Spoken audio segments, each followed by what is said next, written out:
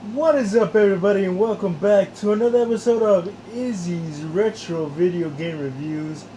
And on this episode, I'm going to be talking about one of, if not the greatest, wrestling video games of all time, WWF No Mercy. Um, but before I get into that, let's take a look at the iconic opening cinematic.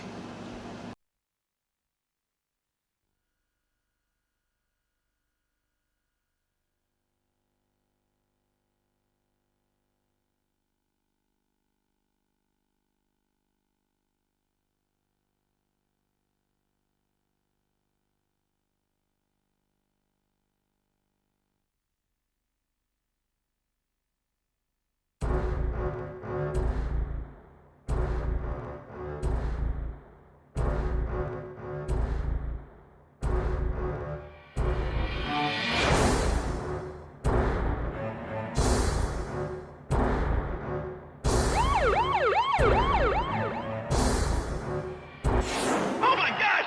So close! He kicked out! He kicked out! He kicked out! Smash it! Smash it! Smash it! Smash it! Smash it!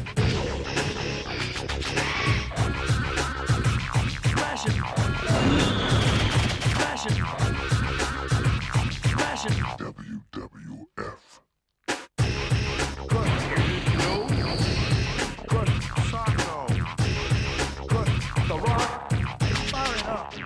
It's cooking. Good. Jabroni. Good. Check your rattlesnake. Good. You know. Fire it up. Know your role. Hey! Hey! Hey! Hey! Stop. Good. Good.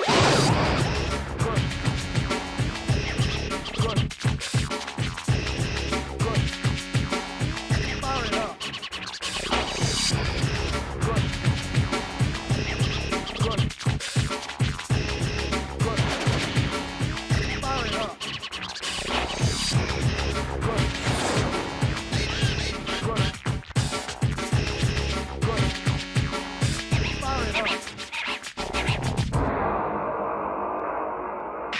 If you smell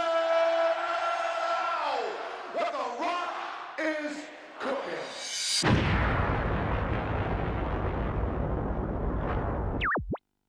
WWF, no mercy.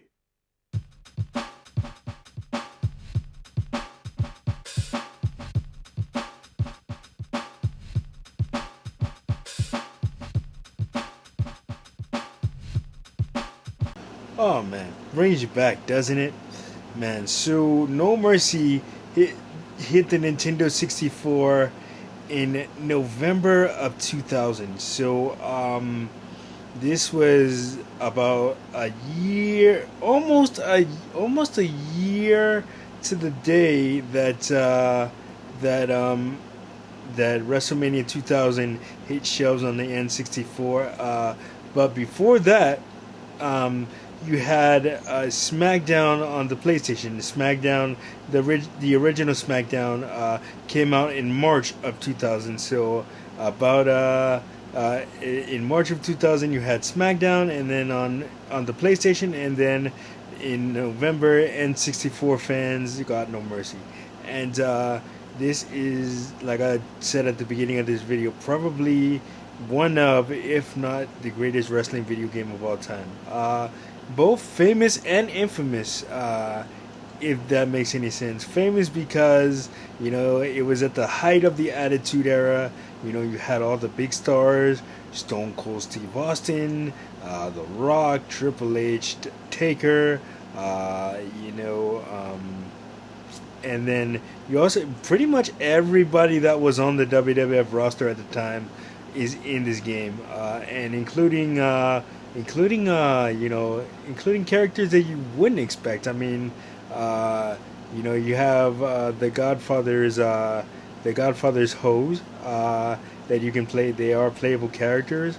You have Shawn Michaels, who's an unlockable character in the game, who at the time, wasn't with the company because he was in the middle of a 4-year hiatus due to a severe back injury that doctors told him he could never wrestle again. So he wasn't with the company in a wrestling capacity, but he did briefly serve as on-screen commissioner. But that role later went to Mick Foley, who is also in this game as Cactus Jack, Mankind, and Dude Love, the three faces of Foley. King Shamrock, who was also not with the company at the time. He had just left the company, went back to the UFC. He is also in the game. Well, as an unlockable character, May Young and the Fabulous Moolah also in the game as unlockable characters. Man, and this game had everything, man. You had a creation suite, which was very rare for games at that time. They wouldn't let you. You had to kind of play with whoever was in the game. But No Mercy and WrestleMania 2000 and WWF Attitude in some respects started with the creation suite, and you allowing you to create your own wrestler and put it in the game and play how you want to play. I know I've seen some stuff online where people are still playing No Mercy to this day and putting all the modern wrestlers like Roman Reigns and John Cena and all that, and integrating them into with the classic No Mercy engine, and that's really cool. But yeah, man. And then you also had path to the championship. You can choose the WWF championship, the Intercontinental championship, the tag team championship, and you would get different branching storylines for each of those, whatever championships you decide to pursue. I know I said it was infamous, No Mercy was definitely infamous for this reason. So early copies of the game, like you would, even if you had the Nintendo 64 didn't have a memory card slot like the PlayStation did. You would have to get a Nintendo 64 memory card and put it in the back of your controller, and basically save your memory on there.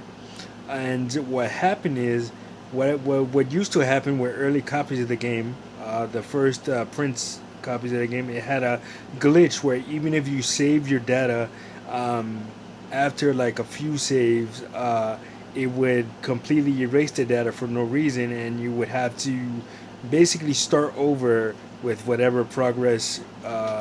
You would lose whatever progress you had, and you would have to start over, and that was incredibly annoying. I remember it happening to me at least twice, if not more. I don't remember, but yeah, that was a really